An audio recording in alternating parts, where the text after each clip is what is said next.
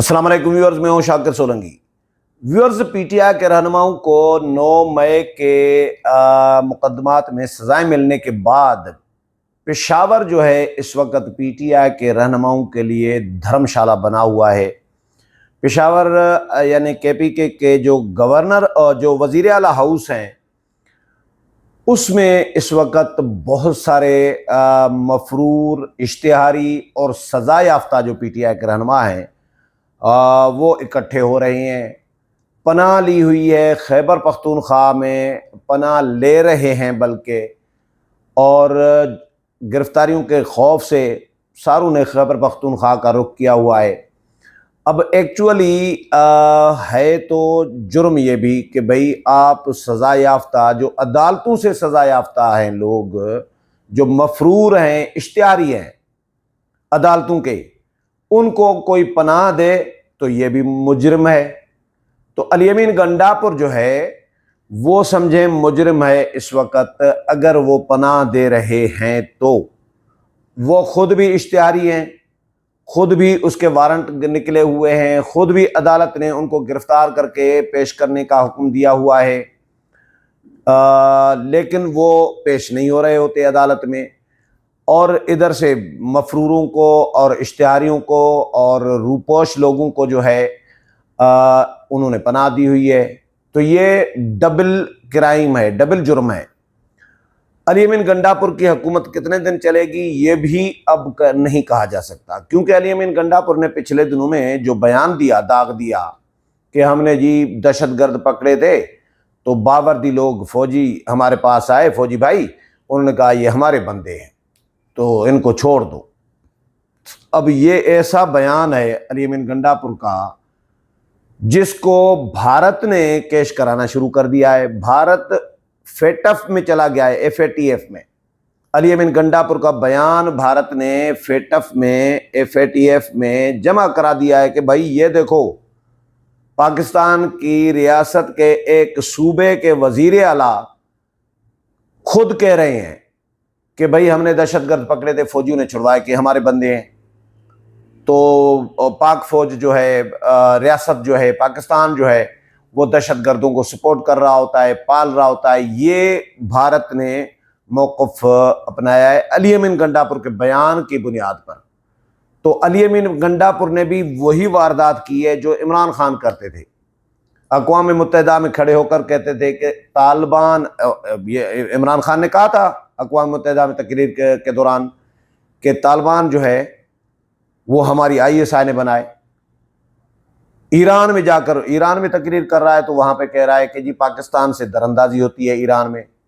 तो ये इस तरह पाकिस्तान को आलमी सतह पर बदनाम, गैर महसूस तरीके से, बड़ा मासूम बन के और मासूमियत के साथ बड़ा वारदात करते थे पाकिस्तान को बदनाम करने की।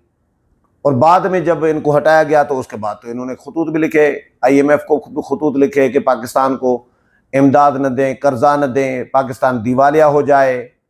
ये है इनकी हुब्बुल वतनी पीटीआई की, जिसको हम प्रॉक्सी कहते हैं। मैं तो कम अज़ कम प्रॉक्सी समझ रहा हूँ भारत की और इसराइल की, पीटीआई और इमरान खान। तो गंडापुर ने भी वही वारदात की है कि गंडापुर ने तकरीर में या फिलो में चला गया या फरते जज्बात में, बहरहाल वो वारदात कर गया। तो अल-यमीन गंडापुर के के लिए अभी जो मेरी इतलात हैं कि पावर कॉरिडोर में, जो अल-यमीन गंडापुर के लिए एक तअस्सुर था कि पावर कॉरिडोर का जो है इस पर आशीर्वाद है मुक़्तदर हलकों का, अब वहाँ पे अल-यमीन गंडापुर के लिए आइडियल सूरत हाल नहीं रही। अब देख लीजिएगा, ज़ाहिर है चीज़ें कहाँ से मैनेज हो रही होती हैं। अल-यमीन गंडापुर तो अभी तक तो मैनेज करने की कोशिश कर रहा था, 2 कश्तियों में सवार होने की कोशिश कर रहा था, विकेट के दोनों तरफ खेलने की कोशिश कर रहा था, लेकिन अब शायद ज़्यादा वक्त इस तरह नहीं चल पाएगा।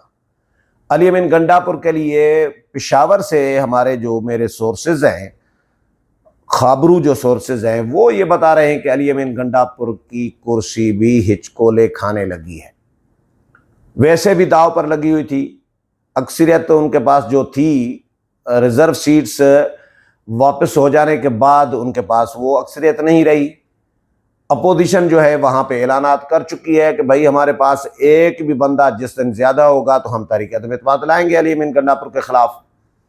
دوسرا، علی امین گنڈا پور کی پارٹی سے ہی علی امین گنڈا پور کے خلاف آوازیں اٹھ رہی ہے. نہ صرف اسٹیبلشمنٹ اور مقتدر حلقے وہ ناخوش ہیں، وفاقی حکومت ناخوش ہے، لیکن اندر خانہ پی ٹی آئی کے اندر بھی علی امین گنڈا پور کے لیے ایک لاوا پکڑا ہے، ایک بغاوت سی جھلک رہی ہے، نظر آ رہی ہے، اطلاعات یہ آ رہی ہیں.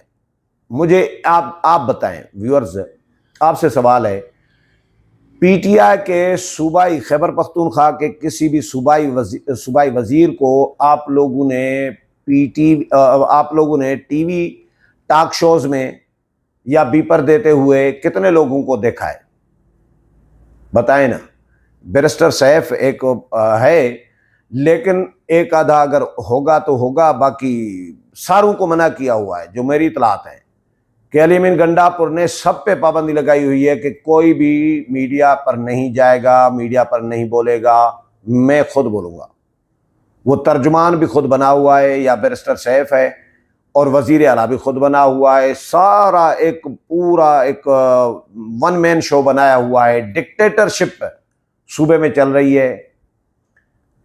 پرفارمنس کا حال یہ ہے کہ 1.5 سال میں جو پشاور کے صحافی بتا رہے ہیں کہ بھائی جو انی مچائی ہوئی ہے کرپشن کی، وہ ماضی میں کبھی بھی ہم نے نہیں دیکھی. یہ پشاور کے صحافی کہہ رہے ہیں ہم نے ماضی میں ایسی کرپشن نہیں دیکھی جو اس 1.5 سال میں ہوئی ہے. تو علی امین گنڈا پور ایسی صورتحال میں، ایسی کنڈیشن میں، پوزیشن میں کتنے دن زیادہ چل پائے گا؟ جب پارٹی بھی ناخوش ہو اور اسٹیبلشمنٹ بھی ناخوش ہو، اپوزیشن پہلے ہی خلاف ہو، پرفارمنس بھی کچھ نہ ہو، بیڈ گورننس چل رہی ہو، دہشت گردوں کو سپورٹ کر رہا ہو، چندہ بھتہ دے رہا ہو دہشت گردوں کو، اور کرپشن کر رہا ہو، تو ایسی پرفارمنس کے ساتھ تو علی امین گنڈا پور زیادہ دن نہیں چل پائے گا. میرا نہیں خیال کہ زیادہ دن چل پائے گا. میری اطلاعات یہ ہے کہ یہ جو اگست شروع ہوا ہے، آج 1 اگست ہے، تو یہ اگست جو ہے اور اگلا مہینہ اگست ستمبر، یہ 2 مہینے علی امین گنڈا پور پر بہت بھاری ہیں. اس وقت اگست شروع ہو گیا ہے، یعنی مشکل دن علی امین گنڈا پور کے لیے جو ہے وہ شروع ہو گئے ہیں. ایسے میں کیسے نکلے گا؟ یہ علی امین گنڈا پور کا بہت بڑا امتحان ہوگا، اس کے لیے کڑا امتحان ہے اس وقت. اور پی ٹی آئی کا فیوچر کیا ہوگا، جلسہ کیا ہوگا؟ جلسے پہ بھی اختلافات چل رہے ہیں. میری اطلاعات یہ ہے کہ پی ٹی آئی کے اندر شدید قسم کے اختلافات چل رہے ہیں. کل ایک اجلاس ہوا ہے پشاور میں پی ٹی آئی کا، اس میں جو پشاور کے صحافیوں نے بتایا کہ بھائی صرف لڑائیاں ہی لڑائیاں تھیں مختلف ایشوز پر. جلسے کے حوالے سے بہت سارے اور معاملات ہیں. تو اب انہوں نے اسلام آباد میں بھی درخواست دی ہوئی ہے جلسے کے لیے، کل دی ہے، لیکن اسلام آباد میں مشکل لگ رہا ہے مجھے کہ اجازت ملے. لاہور میں مینار پاکستان پر جلسہ کرنے کے لیے الگ درخواست پہلے ہی دے چکے ہیں، ادھر بھی اجازت نہیں ملے گی. اب اگر اسلام آباد اجازت بھی مل گئے، فرض کریں مل جائے، جتنے بھی لوگ ہیں یا تو سزا یافتہ ہیں یا جو سزا یافتہ نہیں بھی ہیں، تو وہ 26 نومبر کے احتجاج اور توڑ پھوڑ اور ہنگامہ آرائی کے کیس میں جو ہے ان کے وارنٹ گرفتاری جاری ہو چکے ہیں. یہاں آئیں گے، لاہور جائیں گے تو گرفتار ہوں گے، یقیناً جلسہ کرنے جائیں گے تو گرفتار ہوں گے.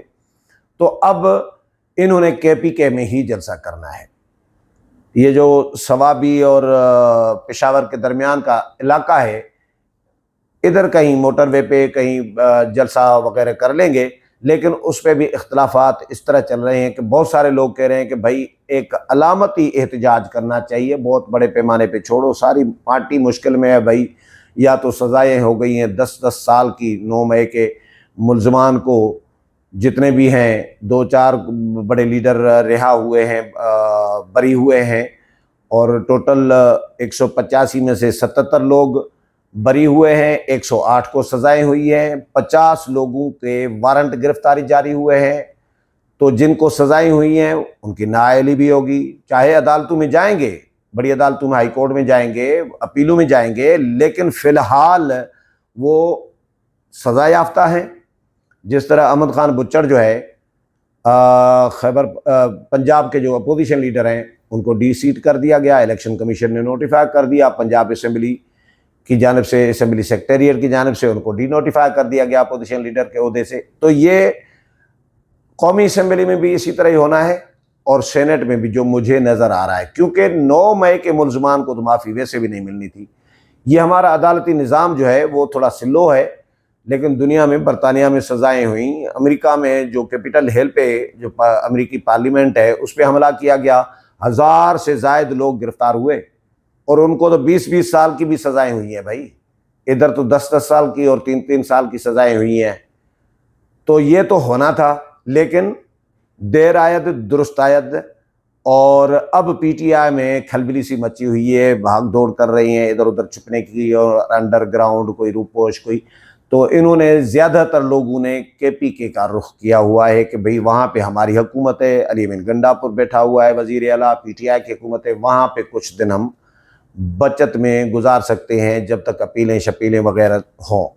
تو اب دیکھتے ہیں پی ٹی آئی کے جلسے کا کیا بنتا ہے، اور قوی امکان یہ بتایا جا رہا ہے کہ خیبر پختونخوا میں ہی جلسہ کیا جائے گا۔